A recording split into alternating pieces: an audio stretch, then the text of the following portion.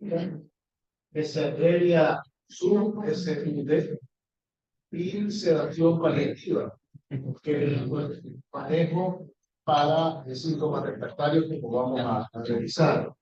Con la doctora Ángel que piensa diapositivas para hablar de hoy. Y así soy mejor, sí. La situación de últimos días o también de últimas horas es lo que antes se conocía como agonía, la agonía de los pacientes que están a las puertas de fallecer. Y en cuidados paliativos le damos ese nombre porque manejamos un lenguaje más humano en estas situaciones, ¿no? A veces la palabra agonía o desahuciado eh, son más peyorativas y nos distancian a veces de los pacientes. Por eso se llama este proceso de situación de últimos días o de últimas horas. Y es un proceso único, es un proceso único. Seguro aquí algunos de los que estamos presentes hemos pasado con un familiar este momento, seguramente. Y como sabrán, pues no es lineal este proceso de final de vida, sino que es cambiante. Los síntomas reaparecen, otros se quitan, otros eventos naturales, ¿no?, del final de la vida pueden dar mucho disconfort a la familia, como vemos en esa fotografía, en una despedida del final de vida de esta persona. Y también no olvidar que muchas veces es la primera experiencia que tienen los cuidadores con este proceso. Generalmente serán los hijos de un paciente, la esposa de un paciente, el esposo de una paciente, y no es que estemos acostumbrados a vivir esta fase de la enfermedad. Entonces, con todo esto quiero decir que hay que ser muy humanos en esta fase de atención de los pacientes en cuidados paliativos. Y es un proceso que genera muchas preguntas y muchas dudas que nosotros como profesionales tenemos que ir desaclarando a la persona. Hay preguntas, aquí hay algunas, ¿no?, que se nos plantean muchas veces: ¿cómo será la muerte? ¿Cómo va a pasar ese proceso familiar? ¿Sentirá dolor? ¿Tendrá convulsiones? ¿Va a sangrar? ¿Se morirá ahogado? ¿Cómo saber que si se ha muerto? ¿En qué momento sabré que está muerto? ¿O qué hago cuando pase eso? Todas esas preguntas se las plantean los familiares y nosotros, por supuesto, tenemos que dar una respuesta a cada una de ellas y también, sobre todo, reafirmar que ese proceso de final de vida será aliviado, será confortable, será tranquilo y pues dar que así lo sea. Ese es nuestro objetivo. A veces tienen muchas dudas con respecto incluso al acta de defunción y quién me la va a hacer y tendrá que venir medicina legal y tendremos que llamar. Siempre son preguntas que se plantean y la verdad que es, vamos a esperar que terminen aquí de publicarse, y la verdad que es una cosa muy sencilla porque un acta de defunción no requiere la presencia de medicina legal en un paciente que muere por muerte natural. Por supuesto, si es una muerte eh, provocada por arma de fuego, etcétera, o en un sitio que se cayó de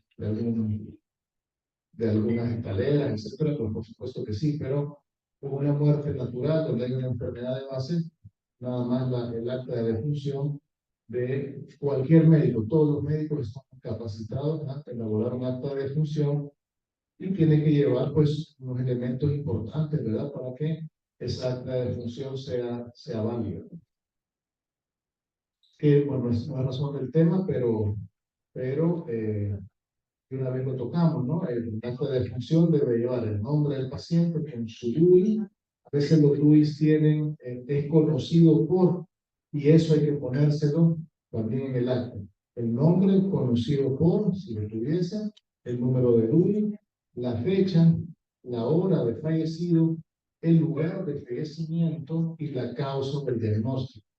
Y certificado con la firma y el sello de cualquier médico que llegar cualquier funeraria a recoger eh, a la persona fallecida.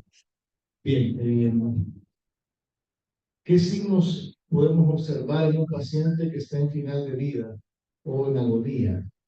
¿Qué signos creen que se pueden observar o si ustedes han tenido la experiencia que han observado en un paciente que está por fallecer, que le quedan unos días o unas horas por fallecer? ¿Perdón? Agitación. Vamos a ir de a poquito, puede haber agitación o delirio, ¿verdad? ¿Cómo me decían? Alucinaciones, tiene que ver con el delirio, estertores, flemas pulmonares, porque ya el manejo de las secreciones es, o de expulsar secreciones es muy mínimo. ¿Me dijo algo? ¿Qué pasa con la vista? Una vista al salir, se puede haber, sí. Vamos a observar cianosis en Cianosis, livideces, ¿verdad? La falta de perfusión. Los signos vitales empiezan a decaer, siempre. Una respiración ruidosa, eso les gusta mucho a los familiares, ¿no? Oír al paciente. Entonces hay que saber explicar que es un proceso natural, el paso del aire por la tráquea y que no está generando ningún disconfort. Si es muy rápida, para eso tenemos la morfina para disminuir la frecuencia respiratoria, no se adelanta. Bueno, como veo, ya están como descritos, ¿no? Algunos de los signos que ustedes dijeron, los vamos a ir viendo aquí más despacio. En general, el estado del paciente se debilita, está mucho más débil. ¿Se acuerdan del índice de Karnofsky? Lo han visto ya, ¿verdad?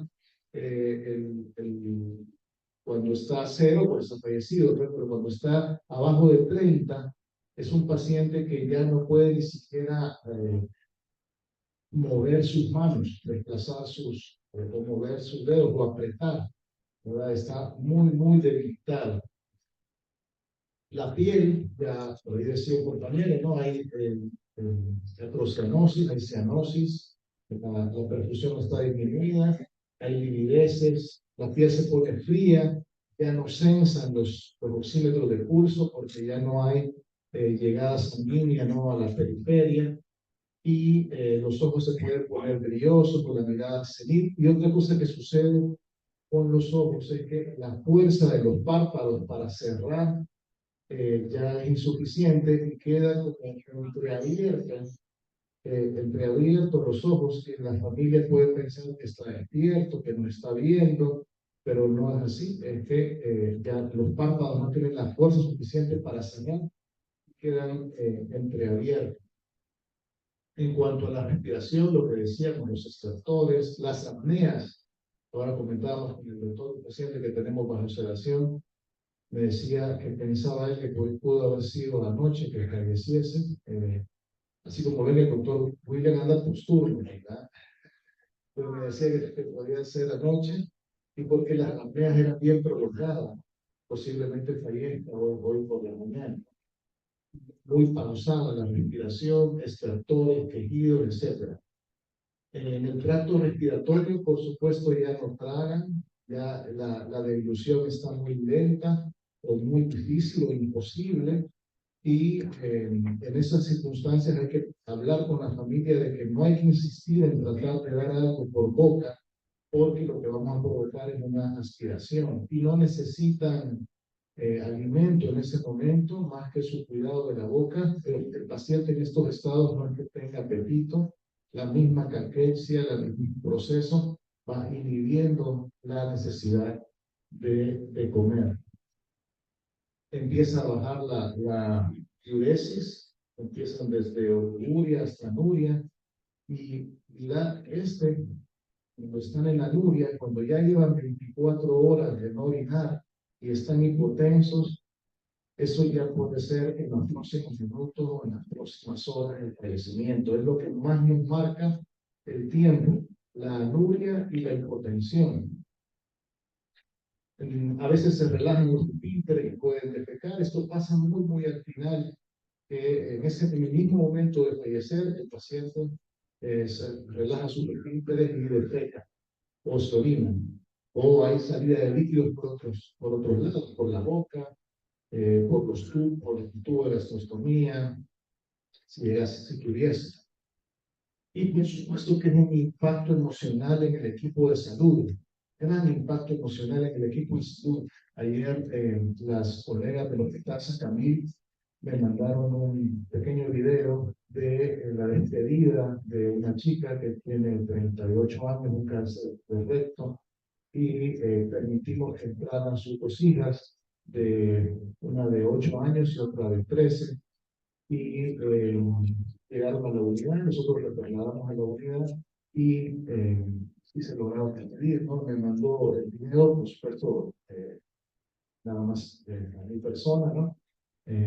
Para contarme lo duro que fue el momento. Yo cuando lo veía, pues también se rompe un poco el espíritu, ¿verdad?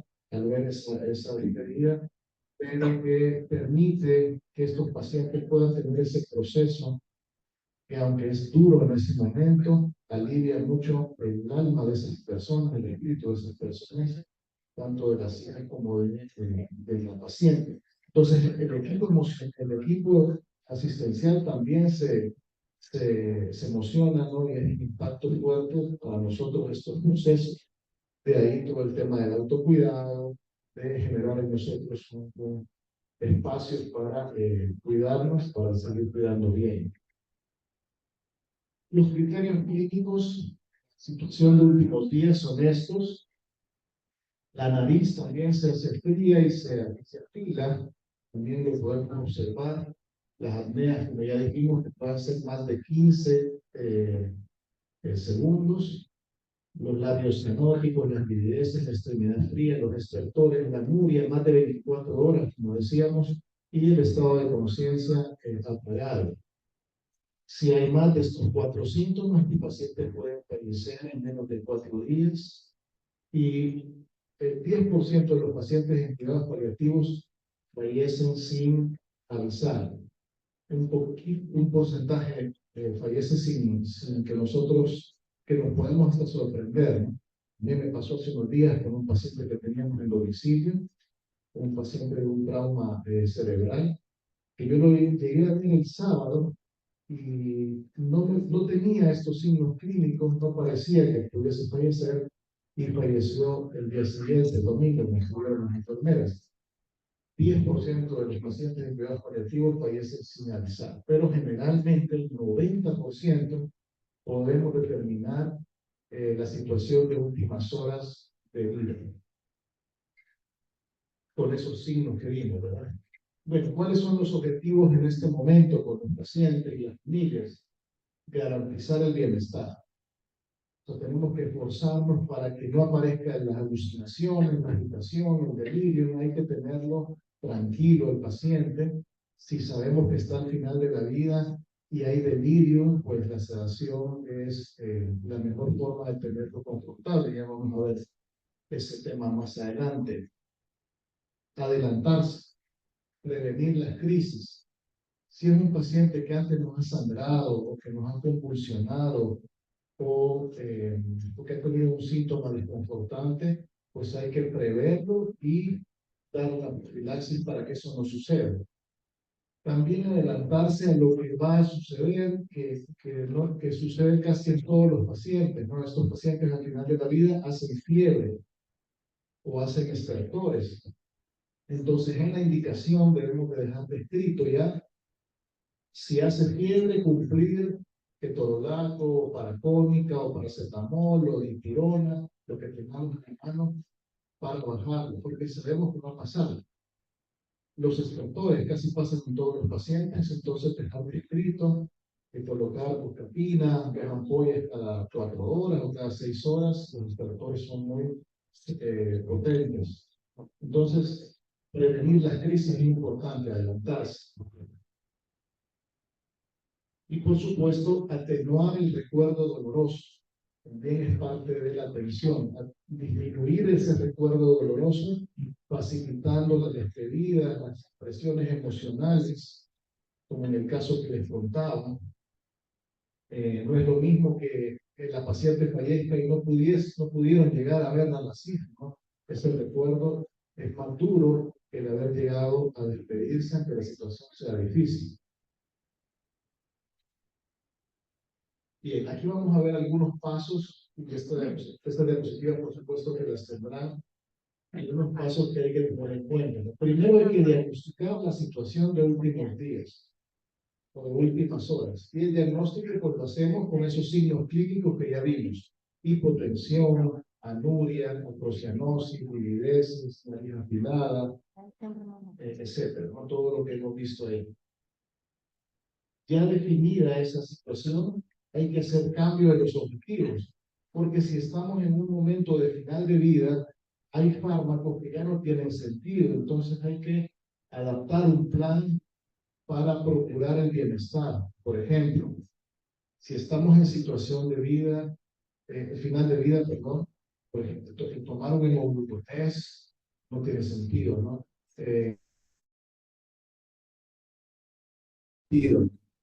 Estamos a horas de fallecer. Antibióticos tampoco tienen gran sentido en ese momento. Alimentación o líquidos tampoco tiene sentido. Antes se hablaba que la alimentación y la hidratación no puede faltar en los pacientes, pero en los pacientes al final de la vida, en pocas horas o pocos días para fallecer, eso puede dar más disconfort que confort, porque le vamos a generar más edemas. Imagínense, se está poniendo hipotenso, yo le estoy metiendo líquidos, a donde si no orina, se van a ir para el pulmón, para los tejidos blandos, y lo vamos a meter en más disconfort. Y si ya no puede tragar, y nosotros estamos intentando meterle ahí a la fuerza, porque pensamos que tiene que comer, le vamos a generar una aspiración. Y ponerle una sonda a pocas horas de fallecer tampoco tiene sentido. Entonces, por eso es importante hacer bien el diagnóstico de la situación de los últimos días para delimitar los objetivos y los cuidados. Y esos cuidados tienen que estar centrados en que hay enfermeras y estar centrados mucho en ese ambiente tranquilo, evitar pues algunos procedimientos como por ejemplo cambio de posición cada 2 horas. No me va a hacer estar a los 3 días. Por lo tanto, ya lo dejo más tranquilo en una sola posición, o lo cambio cada vez al día, lo pongo ese confort en el paciente, los cuidados de la boca, de las mucosas, de sus genitales, el aseo de cama, rasurarlo, etcétera. Es decir, todos esos cuidados que hacen las enfermeras tienen mucho valor en esta etapa de la vida, ¿no? Porque dejarlo sin hacerlo pues, va a generar pues, mal olor, y eso genera disconfort en los familiares y en el mismo paciente incluso. Luego, informar a la familia y al paciente que su familiar pues, está a pocas horas de fallecer o a pocos días, ser muy claro. Hace unos días también me pasó una anécdota, íbamos a una reunión con una colega y otros colegas, y porque íbamos a pedir una consultoría a una persona.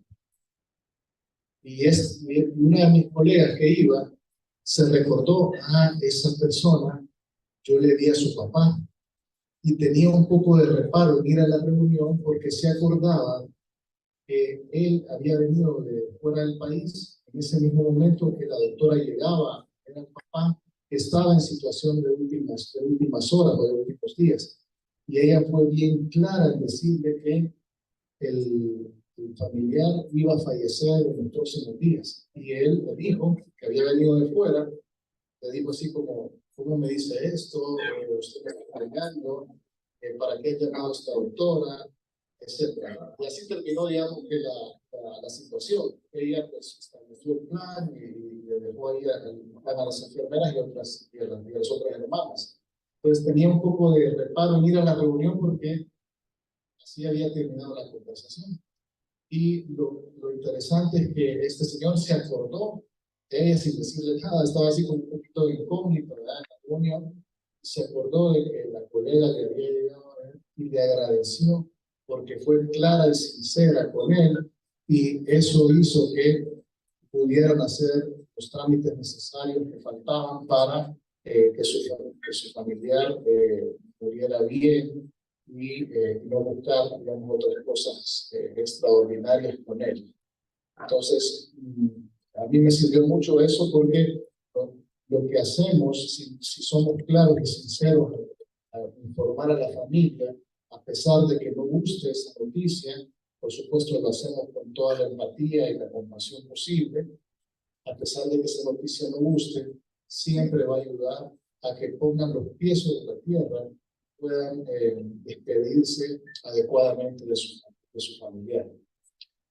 Otro paso importante es ofrecer ayuda espiritual, dependiendo de la clase anterior, dependiendo de la religión o de lo que profese o lo que crea el paciente, ofrecerla. Y siempre, en El Salvador, aquí cuando decimos ofrecemos ayuda espiritual, ya la familia ha arreglado todo prácticamente. No, si ya vino el pastor, y ya vino el sacerdote, ya le dieron opción. Normalmente esto la familia lo visualiza antes. Aportar cuidados al familiar o al cuidador principal también, preguntarle usted cómo está llevando el proceso, necesita algo más que le podamos ayudar. Explicar y no cansarse de explicar todas esas dudas que surgen, ¿verdad? ¿Por qué está respirando así? ¿Y por qué se ha puesto frío? ¿Y por qué? Cosas que nosotros las sabemos como profesionales, pero hay que explicar una y otra vez. Las enfermeras también son las que están a la par del paciente. Revisar el tratamiento, quitar lo que ya no es necesario, dejar los rescates bien establecidos, adelantarse, si hace fiebre, si hace estertores, si convulsiona, o sea, dejar todo bien amarrado en las indicaciones para que si pasa algo de eso, se pueda actuar inmediatamente. Si hay delirio o agitación, pues sedar al paciente con los fármacos que solemos hacerlo, con midazolam, con clorpromacina o haloperidol, dependiendo de lo que tengamos a la mano. Comentar con el equipo también es importante y repasar con el equipo multidisciplinar lo que estamos realizando, porque a veces al médico se le puede olvidar algo, que se acuerda la enfermera, o se acuerda el psicólogo, o se acuerda la trabajadora social. Entonces, hay que comentarlo con el equipo. También después de que fallece hay que hacer un cierre con el equipo. Es importante porque el equipo también pasa un duelo, sobre todo aquellos pacientes que los tenemos de más rato, ¿ya? De más tiempo. En esos pacientes podemos generar nosotros un vínculo y ser también un tema doloroso en ese momento, y por eso hay que cerrar cuando fallece el paciente, cerrar con el equipo ese caso, comentándolo, ya sea en una reunión o en el grupo de WhatsApp. Ayuda a que nosotros también cerremos nuestra despedida, ¿no?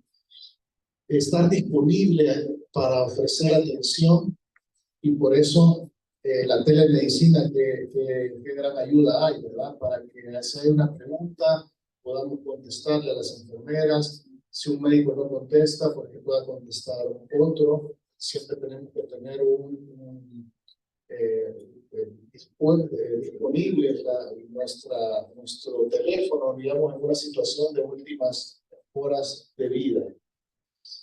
Y, por supuesto, los cuidados post-mortem, que muchas veces no dejamos que la familia termine una despedida o pueda acercarse al paciente incluso ya fallecido antes de empezar a hacer los cuidados de enfermería, de retirarle las vías venosas o la sonda vesical, o quitarle el oxígeno.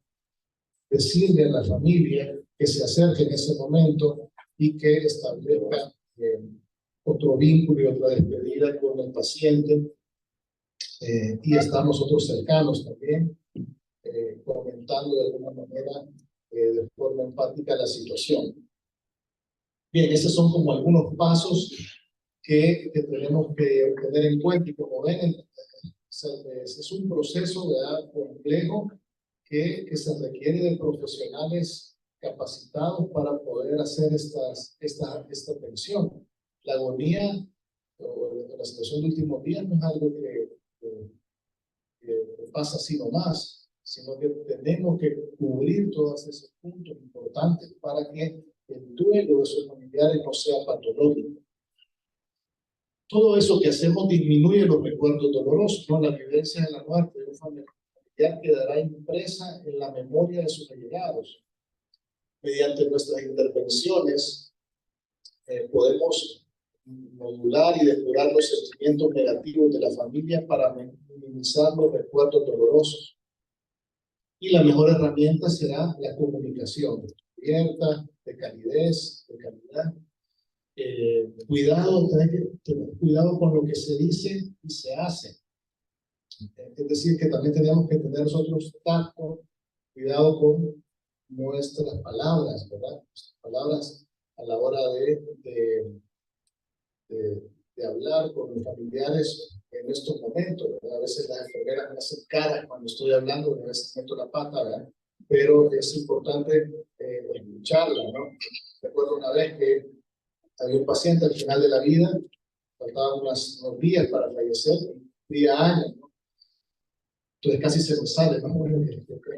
Que cumplan muchos más, ¿verdad? Entonces hay que tener cuidado con el lenguaje que a veces tenemos muy coloquial, pero que en estos casos hay que saberse detener, porque son situaciones más complejas.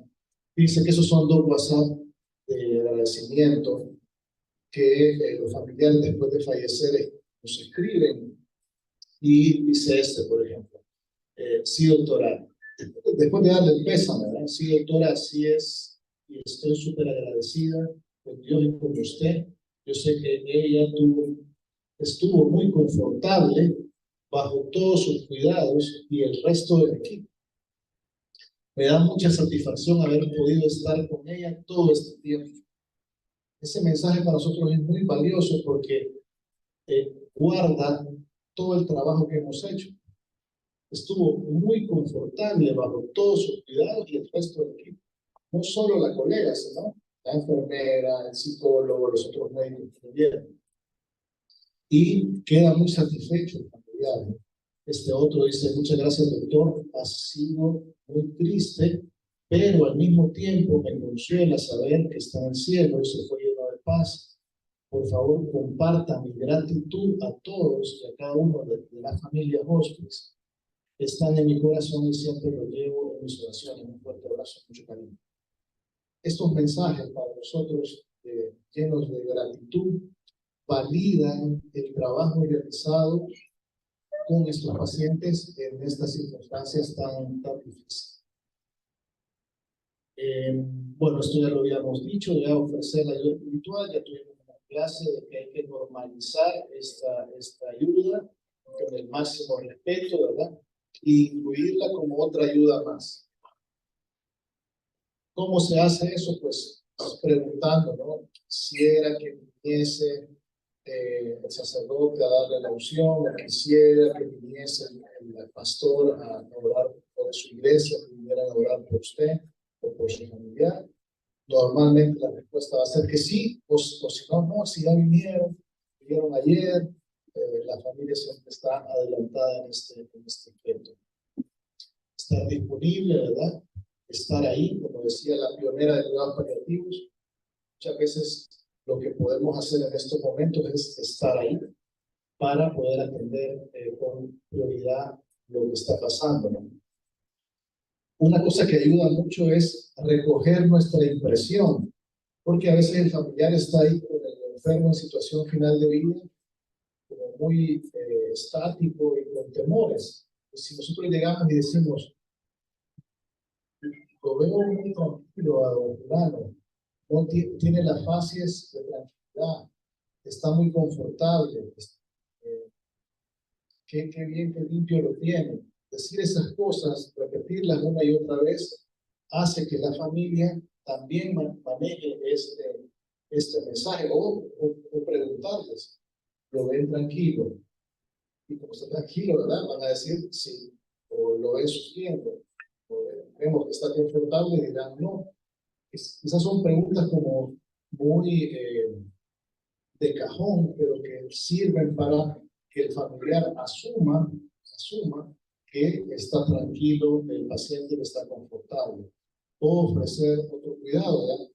Piensan que le falta algo más que podamos hacer por él o por ustedes, ofrecer esos cuidados, porque ahí igual salen algunas cosas. Ah, sí, fíjense que pues, quisiéramos que lo rasuremos o que le pongan entre las manos esta cruz o que no sé, cualquier cosa podría salir ahí y hacerlo a la familia le va a dar más tranquilidad. Como decía antes, volver a explicar, no cansarse de explicar y decirlo con claridad. Puede fallecer en las próximas horas, está por fallecer, pero está confortable. Eso hará que el momento no sea tan difícil. Es como dar un tiro de aviso que va a pasar, ya cuando sucede, lo tiene más asumida la familia ese proceso.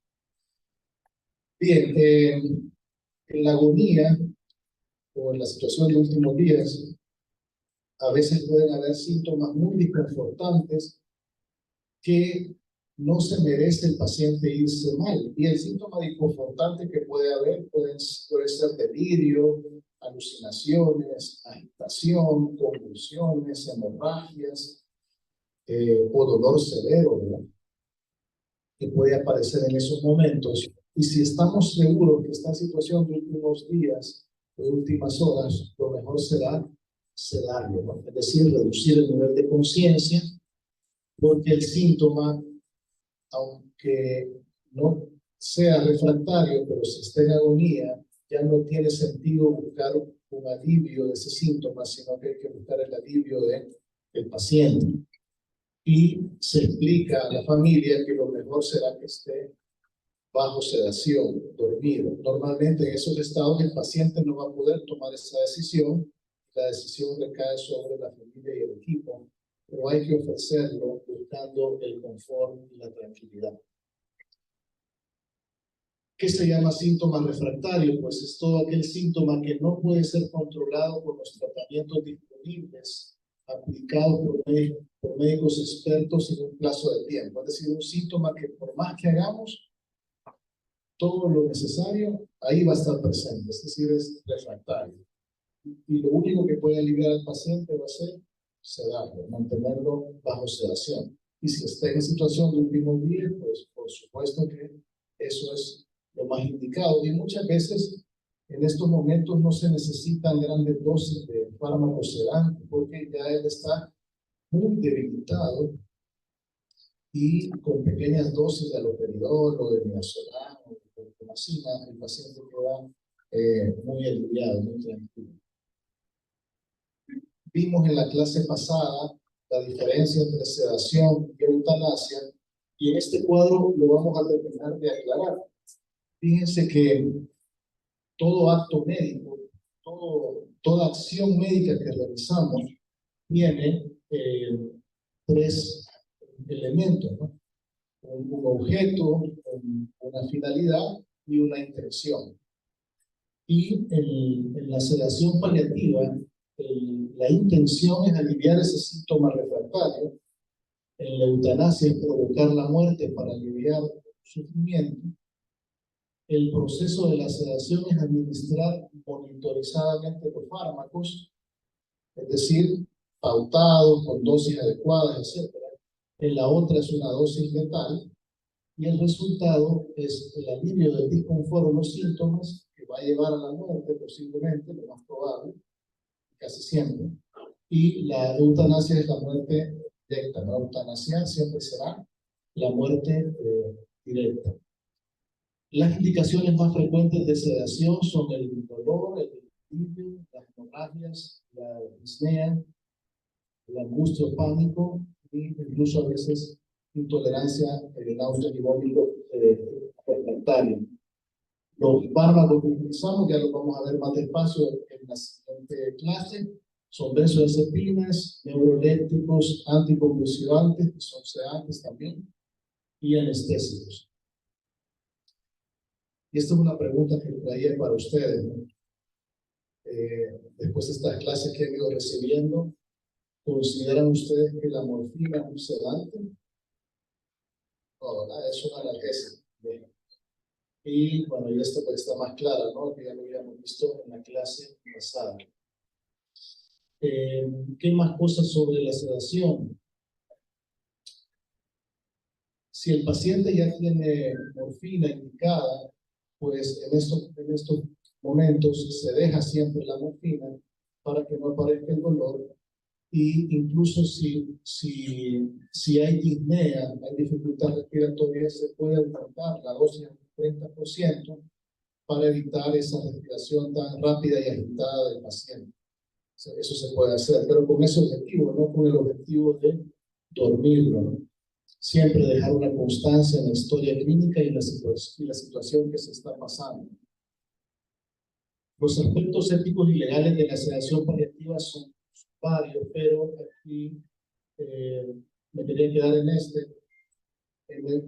Es importante que cuando el paciente tenga conciencia, hay que explicarle qué es la sedación paliativa, ofrecérsela y que él bien tome la decisión de si quiere estar dormido, completamente dormido o solo dormido por las noches, despierto en el día todavía, es decir, una sedación intermitente, pero hay que tener la posibilidad de preguntárselo al paciente. Casi todos los pacientes, o el 100% de los pacientes, prefieren estar dormidos que tener un síntoma con disconfort. Lo prefieren. Nadie nos va a decir no, quiero estar despierto. Alguno puede decirlo, pero un porcentaje muy bajo. Quizás en estos 10 años que llevo haciendo cuidados paliativos, 2 personas han querido estar despiertas antes de fallecer. Y hay que aceptar también esa decisión. Pero en general, los pacientes prefieren tranquilidad. Y esto no lo hablé la vez pasada, pero lo toco aquí rápidamente. Hay un principio ético que se llama el principio de doble efecto. Es un principio que surgió en el tema militar, sobre todo con el tema de la defensa legítima, cuando por defendernos o por defender el hogar o la familia o el país, atacamos a otra persona y eso lo lleva a la muerte. En ese contexto surgió este principio ético de doble efecto. En medicina, este principio nos resguarda de nuestros actos y en concreto de la sedación paliativa. Un ejemplo muy sencillo es cuando prescribimos amiodarona. La amiodarona es un antiarrítmico, ¿verdad? Que se prescribe por una arritmia cardíaca.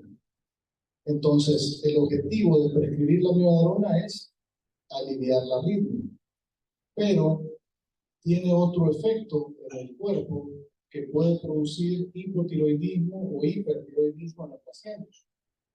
Pero hay nada más un objetivo querido, que es el alivio de la arritmia.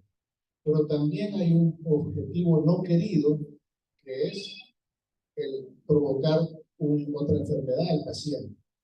Pero yo no quiero provocar otra enfermedad al paciente, lo que quiero es quitarle la arritmia. Por eso se llama principio de doble efecto. Y la moralidad, lo único que busca es el objeto querido, no el objeto no querido. Pues lo mismo en la sedación paliativa. En la sedación paliativa, el objeto querido es el alivio de los síntomas y el confort del paciente.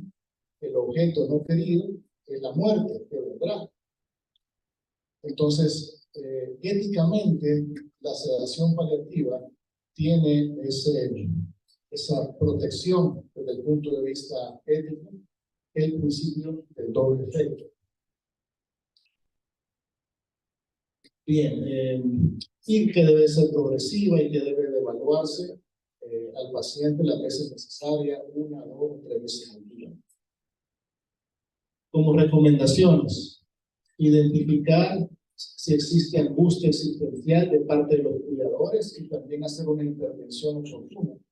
Muchas veces, cuando el paciente lo conocemos nada más en esa situación, o sea, nos llaman para atender la situación de últimos días y no le conocemos desde antes, probablemente el cuidador esté muy afectado y vaya a necesitar una intervención psicológica después del fallecimiento, porque suele pasar que los cuidados paliativos nos dejan muy poco para este momento y ya sabemos que no es así, que entre mejor lleguemos antes con la enfermedad, vamos a aliviar mucho más, pero puede pasar que lleguemos solo al momento de la situación de últimos días.